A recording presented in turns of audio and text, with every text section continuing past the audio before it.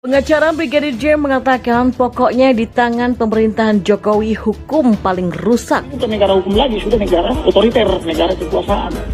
Rusak sudah hukum ini, sudah. Pokoknya di tangan pemerintahan Jokowi hukum paling rusak di era beliau.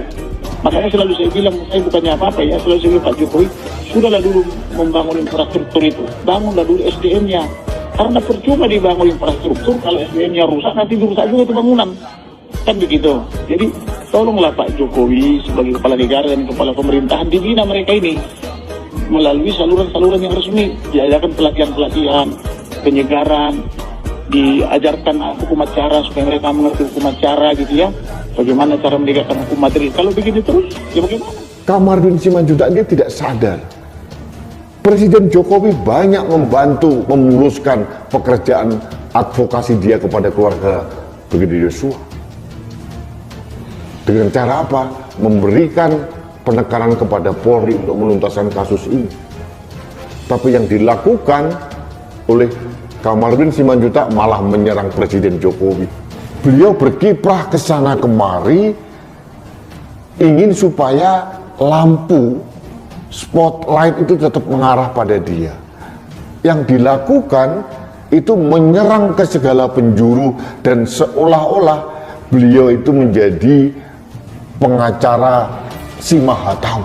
Sudahlah, selesaikan dulu kasus Brigadir Yosua dengan baik.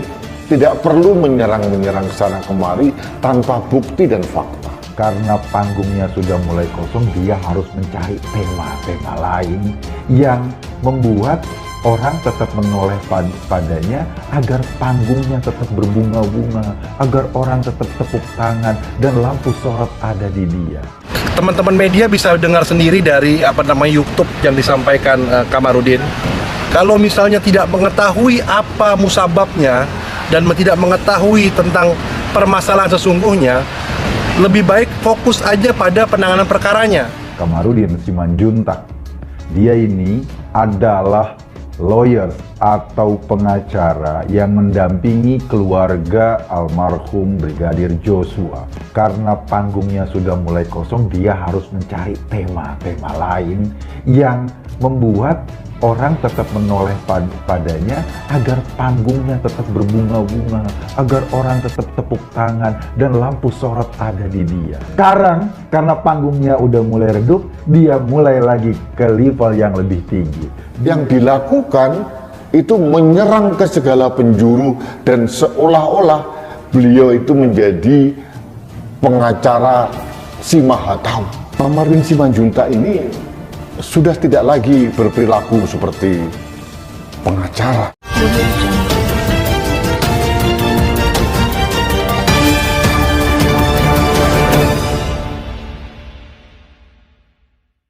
Pengacara Brigadir J atau Brigadir Joshua, Kamarudin Simanjuntak, mengatakan bahwa hukum di era pemerintahan Presiden Jokowi adalah yang paling rusak. Selain kasus kliennya, belakangan Kamarudin vokal tentang hal-hal yang berkaitan dengan sisi buruk pemerintahan dan semacamnya.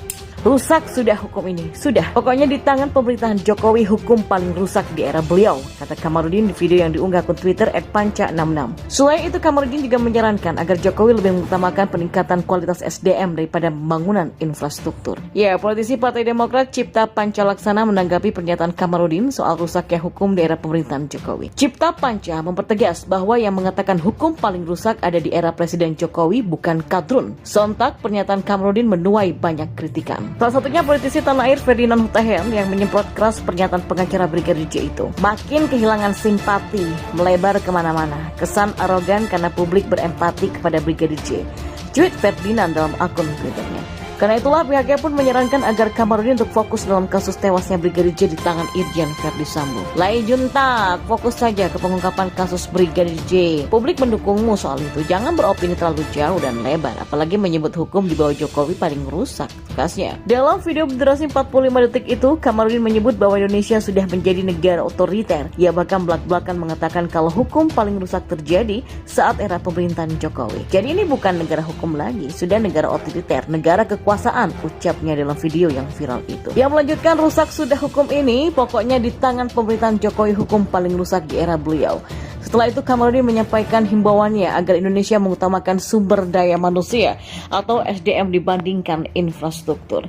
Kamarudin menjelaskan, makanya selalu saya bilang, saya bukannya apa-apa. Saya suruh Pak Jokowi, sudahlah dulu membangun infrastruktur itu, bangunlah dulu SDM-nya. Karena percuma dibangun infrastruktur kalau SDM-nya rusak, nanti dirusak juga itu bangunan, kan begitu. Jadi tolonglah Pak Jokowi sebagai kepala negara, kepala pemerintahan, dibina mereka ini lewat saluran-saluran yang resmi. Diajarkan pelatihan-pelatihan penyegaran, diajarkan hukum acara supaya mereka mengerti hukum acara gitu loh ya. Kalau begini terus ya bagaimana, ucapnya. Menanggapi pernyataan itu, John Sitorus pun mengaku tidak sependapat dengan Kamarudin karena menurutnya SDM tanpa infrastruktur hanya omong kosong. Kalau untuk ini saya nggak sependapat. Ya, membangun SDM tanpa membangun infrastruktur itu namanya omong kosong. Tegasnya dikutip oleh populis.id dari cuitan akun @miduk17. Infrastruktur adalah persyaratan mutlak membangun SDM yang berkualitas. Gimana caranya memajukan Papua tanpa membangun jalan-jalan raya agar mereka terakselerasi? Tanyanya melanjutkan.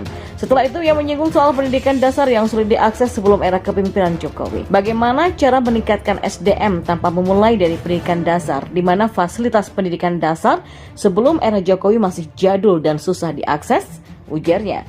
John Sitorus pun kemudian meminta Kamarudin untuk lebih fokus dulu menangani kasus Brigadir J. Ia menyampaikan, Bang Kamarudin Simanjuntak, saya pikir fokus dulu mengurusi Brigadir J dulu. Urusan ekonomi dan SDM nanti belajar dulu dengan benar, ucapnya. Cuitan itu pun menimbulkan banyak komentar dari netizen. Banyak dari mereka yang menyebut kalau Kamarudin terlalu banyak membuat pernyataan yang tidak perlu, sehingga bisa mengurangi simpati masyarakat kepadanya. Padahal jelas perintah Jokowi pada kasus Brigadir J untuk diusut secara tuntas. Bayangkan saja jika saja Presiden Jokowi nggak ikut serta memperhatikan proses pengungkapan kasus ini, atau jika saja Mahfud MD tidak mengungkapkan pendapatnya tentang banyaknya kejanggalan pada kasus ini, mungkin Listio Sigit sebagai Kapolri tidak akan seberani sekarang. Tapi karena di belakang Kapolri ada Presiden Indonesia yang memberikan arahan langsung padanya agar kasus pembunuhan Brigadir J diungkap setransparan mungkin dan diumumkan secara terbuka pada publik, itu artinya siapapun pejabat polisi dengan pangkat apapun yang berusaha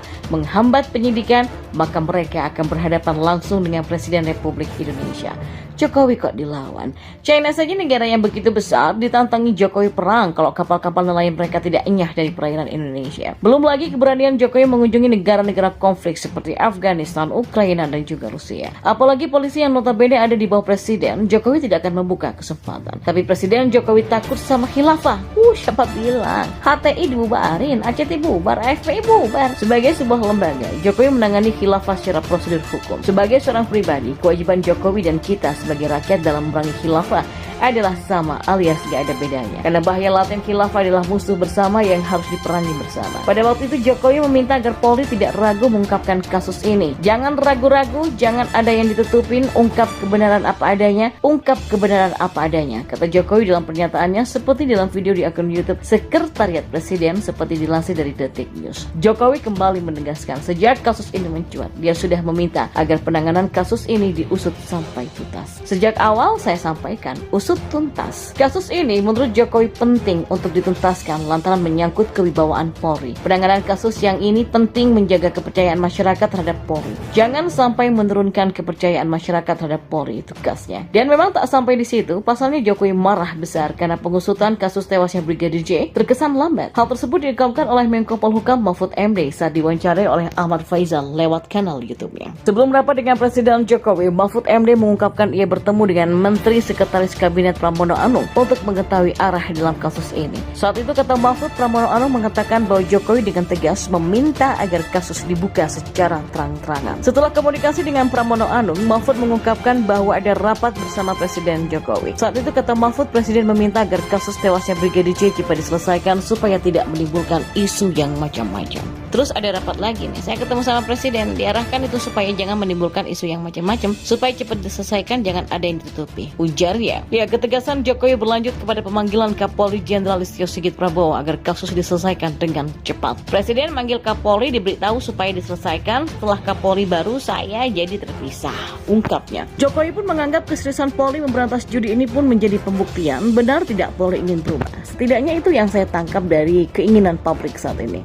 Ya, terkait operasi besar-besaran memberantas judi, walaupun Kapolri sudah mengatakan tidak akan segan mencopot anggotanya jika terlibat praktik judi, jujur saya belum baca atau menonton berita yang menyebutkan ada oknum polisi yang terlibat sebagai backing ataupun apapun terkait judi itu. Ya, semoga saja ini benar, tidak ada oknum polisi yang terlibat. Bukan maksud saya meragukan, sebab saya pernah mendapati oknum polisi yang diduga membacking judi. Nggak tanggung-tanggung dugaan itu sampai di bawah ke ranah pengadilan, bahkan disampaikan kepada polisinya ya, bahkan disampaikan kepada polisi.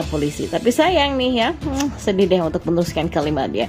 Tentu bukan saja harapan saya, pastinya harapan kita semua. Semoga pemberantasan judi ini bukan sekedar aksi musiman saja, atau kalau istilah awamnya anget-anget tai ayam ya. Tapi apapun itulah, fenomena ketidakpercayaan publik kepada institusi Polri saat ini adalah karena ulah oknum di tubuh Polri itu sendiri. Publik sudah kadung sakit hati dengan perilaku oknum polisi yang sekarang merembet sakit hati kepada institusinya.